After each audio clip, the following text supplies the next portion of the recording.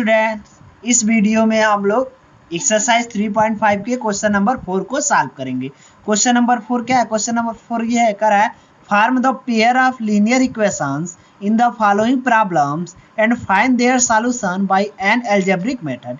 ये problem given है, इस प्रॉब्लम के लिए हमें pair of linear equations form करने हैं और उसे किसी अलजेब्रिक मेथड से सॉल्व करने हैं। तो इस बार हमें बस 2 अलजेब्रिक मेथड पढ़ना है, एक सब्स्टिट्यूशन और एक एलिमिनेशन। तो इसे या तो सब्स्टिट्यूशन या एलिमिनेशन से सॉल्व करना है, तो हम एलिमिनेशन से सॉल्व करेंगे जो कि इजी होता है। ठीक है, तो फर्स्ट प्रॉब्लम क्या है? फर्स्ट प्रॉब्लम ये देखो, करा है कि a part of monthly charges is fixed and the remaining depends on the number of days one has taken food in the mess। हमसे कह रहा है कोई हॉस्टल है, उस हॉस्टल का मंथली चार्ज है, और मंथली चार्ज कैसे है? तो हमसे कह रहा है और part of monthly charges is fix, यानी जो 1 मंथ का जो चार्ज है उसमें से कुछ पार्ट फिक्स है, यानी वो आपको देना ही है। ठीक है, जो मंथली चार्जेस है उसमें से कुछ पार्ट फिक्स है, और कह रहा है रिमेनिंग डिपेंड, यानी जो फिक्स चार्ज है उसके बाद से जो रिमेनिंग चार्ज बच रहा है वो इस पे डिपेंड कर रहा है कि आप कितने दिन मेस में खाना खा रहे हो। ठीक है, कह रहा है जो मंथली चार्ज है ना, जैसे मंथली चार्ज है उसमें से कुछ पार्ट, चार्ज का कुछ पार्ट फिक्स है, वो देना ही देना है, बाकी उसका जो चार्ज है ना वो इस बात पे डिपेंड कर रहा है कि आप कितने दिन फूड को मेस में खा रहे हो। ठीक है, उसके बाद से कह रहा है कि when a student A takes food for 20 days she has to pay 1000 rupees as hostel charges. हमसे कह रहा है कोई एक स्टूडेंट ए है, ठीक है, अगर वह 20 days के लिए फूड ले रही है ना तो उसे 1000 रुपीज चार्ज पे करना पड़ रहा है। ठीक है, फिर कह रहा है कि whereas a student B, ठीक है, who takes food for 26 days pays 1180 rupees as hostel charges. फिर हमसे कह रहा है कि एक अनदर स्टूडेंट बी है, अगर वह 26 के लिए फूड मेस में खा रही है उसे 1180 रुपीज हॉस्टल चार्ज पे करना पड़ा है। तो कह रहा फाइंड द फिक्स चार्ज, हमको फिक्स चार्ज कैलकुलेट करना है, एंड कह रहा है cost of food per day, यानी फूड का कास्ट पर डे कैलकुलेट करना है। ठीक है, यानी जो फिक्स चार्ज है मंथली चार्ज में से जो फिक्स चार्ज है उस फिक्स चार्ज को हमको कैलकुलेट करना है, और जो फूड के लिए पर डे का चार्ज लग रहा है वो पर डे का चार्ज कैलकुलेट करना है। तो हम एक को एक्स लेट कर लेंगे, एक को वाई लेट कर लेंगे, तो हम फिक्स चार्ज को एक्स रुपये लेट कर लेंगे और cost of food per day उसको हम लोग वाई रुपीज लेट कर लेंगे। तो अगर सॉल्यूशन की बात करें तो हम लेट करेंगे let the fixed charge equal to x rupees. ठीक है, हमने फिक्स चार्ज को एक्स रुपीज लेट कर लिया, कुछ चार्ज होगा उसको हमने एक्स रुपीज लेट कर लिया, and cost of food per day equal to Y rupee, और जो फूड का पर डे का कास्ट है ना उसे हमने वाई रुपीज लेट कर लिया। ठीक है, अब हम बात करते हैं अकॉर्डिंग टू क्वेश्चन, यानी क्वेश्चन में क्या बोल रहा है अकॉर्डिंग टू क्वेश्चन।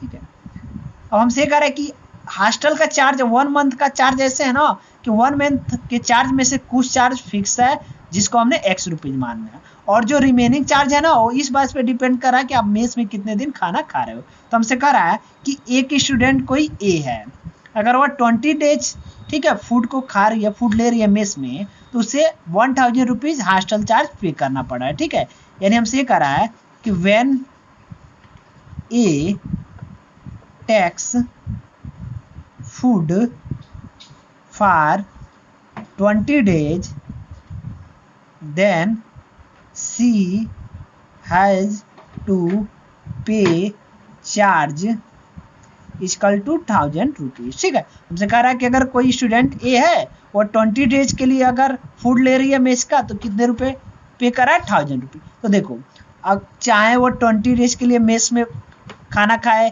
या 30 डे के लिए खाए या फिर 15 कितने भी डेज के लिए खाए, जो फिक्स चार्ज है हॉस्टल का वो तो देना ही देना है, यानी हमने फिक्स चार्ज एक्स माना है तो एक्स रुपये वो देगी। उसके बाद से जो रिमेनिंग है वो इस बात पे डिपेंड करेगा कि वो कितने दिन खाना खा रही है मेस में, तो कितने दिन खाना खा रही है तो 20 days खाना खा रही है। तो अब हमको 20 days का कास्ट निकालना पड़ेगा कि 20 days खाना खा रही है तो उसका कास्ट कितना हुआ, क्योंकि फिक्स चार्ज तो दे देगी, क्योंकि एक्स रुपये फिक्स चार्ज है तो वो तो उसको देना ही है। बाकी वो 20 days खाना खा रही है उसका चार्ज कितना होगा वो भी वो देगी। तो अगर 20 days का हम लोग चार्ज कैलकुलेट करें तो हमने फूड का एक दिन का पर डे मतलब 1 डे, यानी हमने फूड का 1 डे का चार्ज माना है वाई रुपीज। तो 20 डे का चार्ज कितना हो जाएगा 20 रुपीज होगा ना। जैसे अगर 1 डे का चार्ज होता 100 रुपीज तो 20 डेज का चार्ज कितना होता 20 इंटू 100 यानी 2000 रुपीज होता ना। तो वैसे ही अगर हमने 1 डे का फूड का चार्ज माना वाई रुपीज यानी एक दिन का चार्ज अगर वाई रुपीज है तो 20 डे का कितना हुआ 20 इंटू वाई रुपीज। ठीक है, तो ये फिक्स चार्ज हुआ, ये 20 डे का फूड का चार्ज हुआ यानी ये वो टोटल चार्ज हुआ उसको जो 20 डे का देना है। और टोटल चार्ज वो कितना दे रही है हॉस्टल का तो 1000 रुपीज दे रही है। ठीक है, ये इक्वेशन नंबर 1 हो गया। हमें pair of linear equation find करना है यानी 2 लीनियर इक्वेशन फाइंड करना है जिसमें से एक लीनियर इक्वेशन हो गया। ठीक है, फिर अगर हमसे बोला है नेक्स्ट बोला है कि कर रहा है कि एक अनदर स्टूडेंट बी है, अगर वह 26 डे अगर फूड ले रहा है तब उसे जो चार्ज देना पड़ा है हॉस्टल का वो 1180 रुपीज देना पड़ा। यानी हमसे कह रहा है कि when student B takes food for 26 days then she has to pay charge equal to 1180 rupees. ठीक है, हमसे कह रहा है अगर स्टूडेंट बी है अगर वो 26 डे मेस में अगर खाना खा रही है फूड ले रही है तो उसे चार्ज देना पड़ा 1180 देना पड़ा। तो देखो बात सुन, चाहे वो 20 डेज खाना खाए कोई या फिर चाहे 26 डे खाए कितने भी डे खाए जो फिक्स चार्ज है वो तो देना ही देना है। यानी ये भी 100 रुपये तो देगी, बाकी जो चार्ज है वो इस बात पे डिपेंड करेगा वो कितने दिन मेस में खाना खा रही है। तो कितने दिन खा रही है 26 डे। तो अगर हम 26 डे का फूड का चार्ज कैलकुलेट करें तो हमने एक दिन का चार्ज माना है फूड का, एक दिन का कास्ट माना है वाई रुपीज, तो 26 डे का कितना होगा 26 इंटू वाई रुपीज होगा ना। तो ये फिक्स चार्ज है वो तो देंगे ही। और 26 वाई क्या है ये 26 डे का फूड का चार्ज हुआ, तो ये टोटल उसका 26 डे का हॉस्टल चार्ज हुआ और ये टोटल हॉस्टल चार्ज कितना है 1100। ये इक्वेशन नंबर 7 हुआ। अब इसे हमको एलिमिनेशन मेथड से सॉल्व करना है। पेयर ऑफ लीनियर इक्वेशन तो हमने फॉर्म कर दिया, फर्स्ट कंडीशन था pair of linear equation form करो, हमने फॉर्म कर दिया। सेकंड कंडीशन इसे एल्जेब्रिक मेथड से सॉल्व करो, तो एल्जेब्रिक मेथड में हम एलिमिनेशन मेथड से सॉल्व करते हैं। ठीक है, तो एलिमिनेशन मेथड से सॉल्व करने के लिए सबसे पहले ये देखते हैं कि दोनों इक्वेशन में से क्या किसी इक्वेशन में किसी भी वेरिएबल जैसे एक्स या वाई दोनों इक्वेशन में से किसी एक वेरिएबल का कोफिशिएंट इक्वल है कि नहीं। अगर कोफिशिएंट इक्वल है तो ठीक है और नहीं इक्वल है तो सबसे पहले किसी एक वेरिएबल एक्स या वाई का दोनों इक्वेशन में कोफिशिएंट इक्वल करते हैं। तो चेक करते हैं, देखो अगर x की बात करें तो फर्स्ट इक्वेशन में कोफिशिएंट क्या 1, जब कोई कोफिशिएंट नहीं होता तो 1 मानते हैं, तो x का फर्स्ट इक्वेशन में कोफिशिएंट 1, सेकंड इक्वेशन में भी कोफिशिएंट 1, यानी हम देख रहे हैं x जो वेरिएबल है ना उसका कोफिशिएंट दोनों इक्वेशन में इक्वल है। तो जब किसी एक वेरिएबल का कोफिशिएंट दोनों इक्वेशन में इक्वल हो जाता है तो उसके बाद से हम ये देखते हैं कि जिस वेरिएबल का कोफिशिएंट इक्वल है उसकी साइन दोनों इक्वेशन में सेम है कि अपोजिट है। तो x का कोफिशिएंट इक्वल हुआ है तो हम x की साइन दोनों इक्वेशन में चेक करेंगे।